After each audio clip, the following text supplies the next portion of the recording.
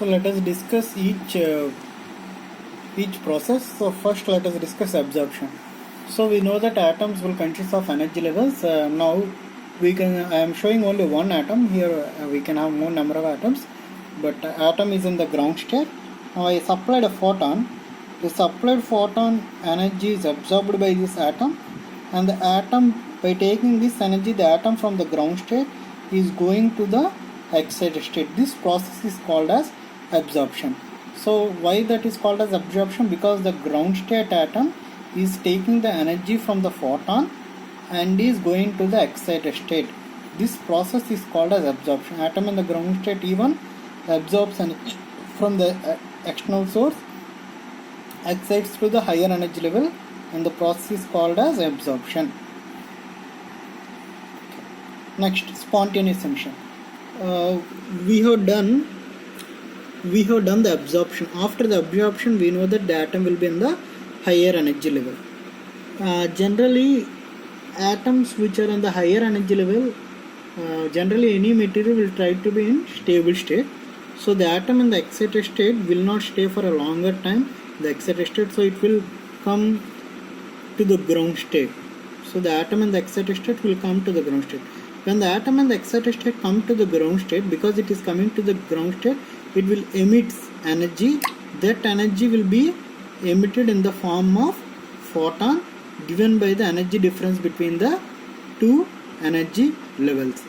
So here the photon is coming on its own, because in the lifetime of an atom in excited state is around 10 power minus 8 seconds.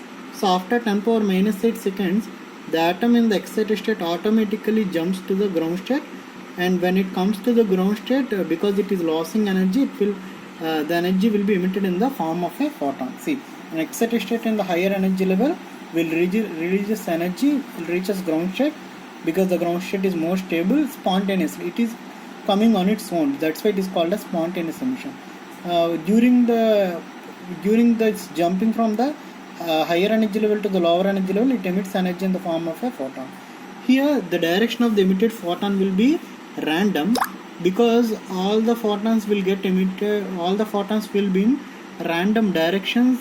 So you will have no directionality. As there are no directionality, there will be no coherence between the light rays, and it will result in less intensity also. So generally spontaneous emission takes place in your normal incandescent bulbs or tube lights. If you take a tube light, your tube light will be filled with gas. When you switch on the bulb, so the current will be supplied to the gas.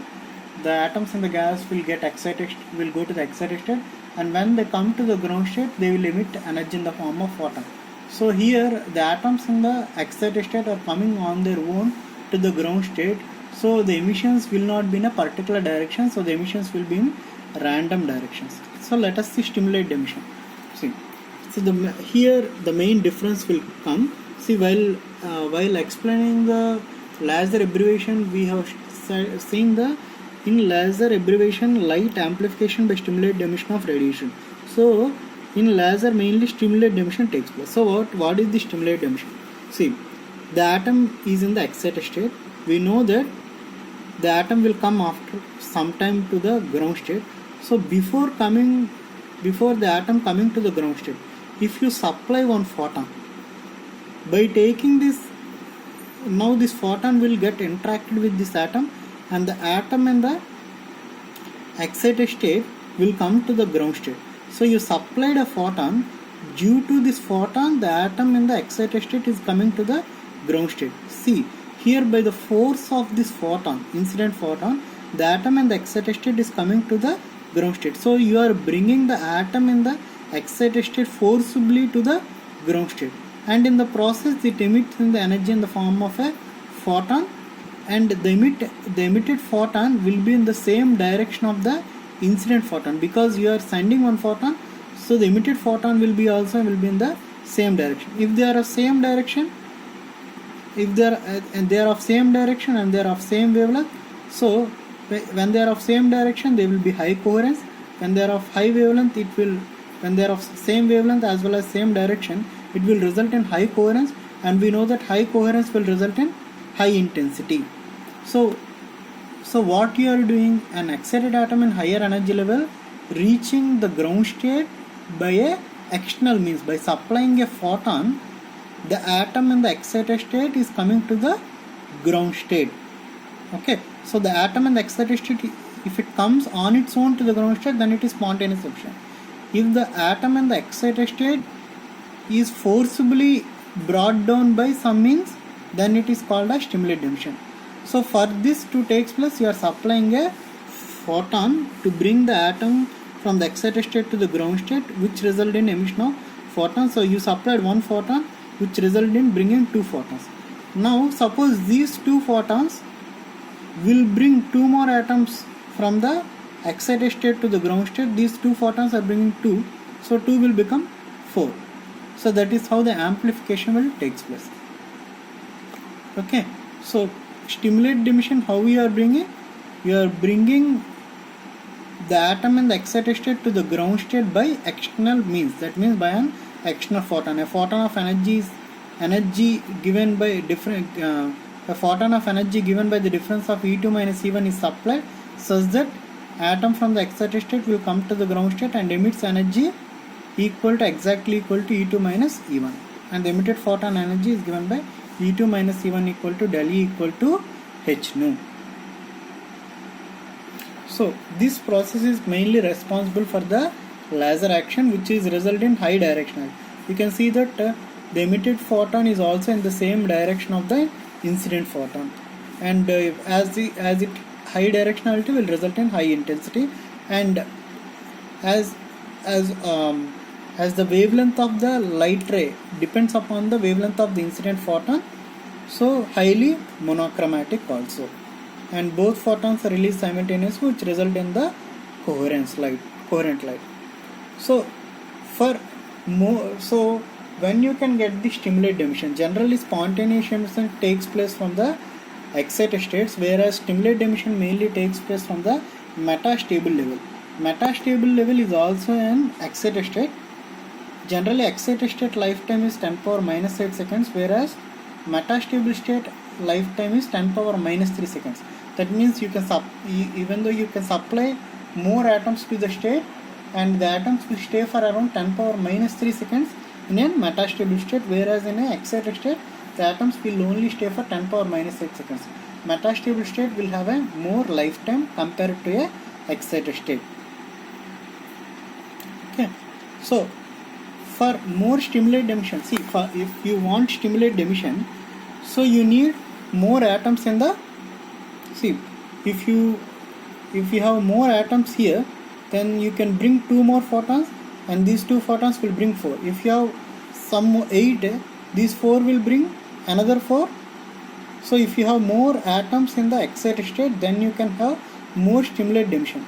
So what is more atoms in the excited state? Generally, normally at ground state you will have more number of atoms, and in excited state you will have less number of atoms.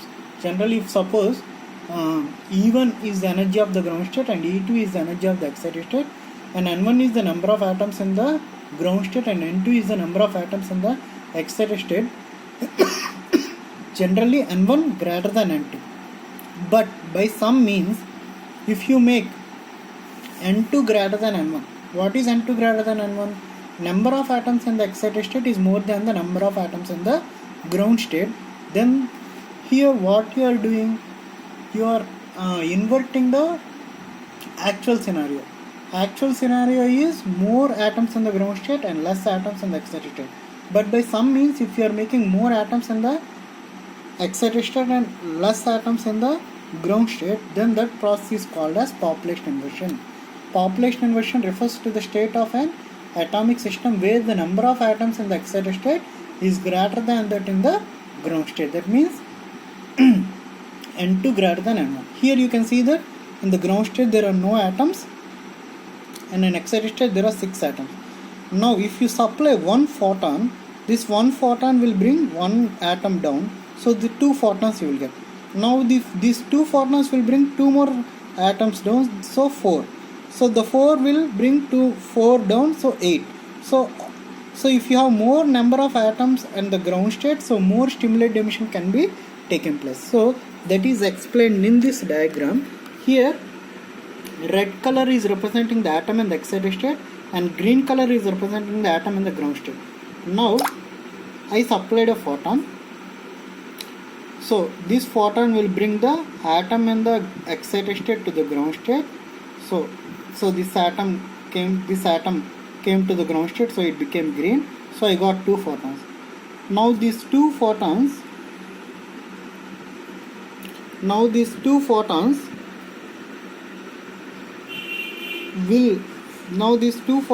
will bring, now I got two photons. Now these two photons will bring two more atoms down. So 2 became 4. Now these 4 photons will interact with 4 excited atoms. So the 4 became 8. So this process is called as amplification. When this amplification can take place if you have more number of atoms in the excited state. So when you have more number of atoms in the excited state, when population inversion takes place in the material. So for population inversion to take place, you should pump more atoms to the excited states by some means. So what we have studied now is, we studied spontaneous emission, absorption, spontaneous emission, stimulated emission, and stimulated emission is the main emission which is responsible for the laser action. And for more stimulated emission to take place, you need to achieve population inversion. That means more atoms in the excited state compared to the ground state. So let us see what are the components of a laser. So every laser will have an active medium. Suppose if you take your in our labs, we have already seen diode laser. So the diode is your active medium. And pumping mechanism, by what means you are supplying the atoms from the ground state to the excited state. Are you supplying some thermal energy? Are you supplying electrical energy? So by what are you supplying? Some light energy or electrical energy or thermal energy? What is the energy you are supplying? What is the pumping process you are doing? And every laser will have an optical resonator. So this is how a laser will be there. So you will have a laser medium and you will supply some energy by some means of pumping. That means either it can be thermal, electrical or light energy. And you will have any laser source will be, one side you will have a full mirror and other side you will have a partially reflecting mirror. So this full mirror and partially reflecting mirror is acting as an optical cavity. And this optical cavity is called as optical resonator. So let me explain what is this optical resonator, what is the use of this optical resonator. See, when I have explained, I have supplied one photon. So the one photon is bringing two photons. Now these two photons are traveling like this. Suppose here I have a transparent glass.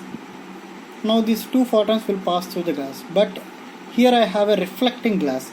Now these two photons will again get reflected back.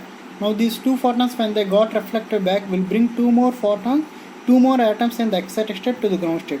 So the two atoms became 4, the two photons became 4, and the 4 photons are traveling in this direction. Suppose I have a mirror here. Now these 4 photons will get again reflected. Again these 4 photons will bring 4 more atoms from the excited state to the ground state. So the 4 became 8. So for amplification of the light to take place, you should have a mirrors on the both sides. So one side I kept a full mirror and other side I kept a partially reflecting mirror. So the light will is getting amplified, and after getting a very high intensity, that light ray will come as a emergent ray. So what is an optical resonator consists of? You will have mirrors on both sides. One is partially reflecting and other is full completely reflective mirror, which is resulting feedback of the laser. So what you are doing here, two photons getting released, the two photons are getting reflected. So you are again giving the output as the input. So that's why it is giving the feedback of the laser light. So it is surrounding the gain medium. Your gain medium is your active medium. So based on the active medium, there are different types of lasers. Solid state lasers, examples of solid state lasers is ruby laser and Diag laser. Gas lasers, example is helium neon and CO2 laser.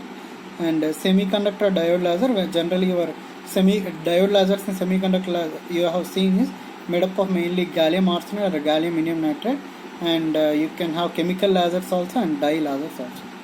With this, today's class is completed.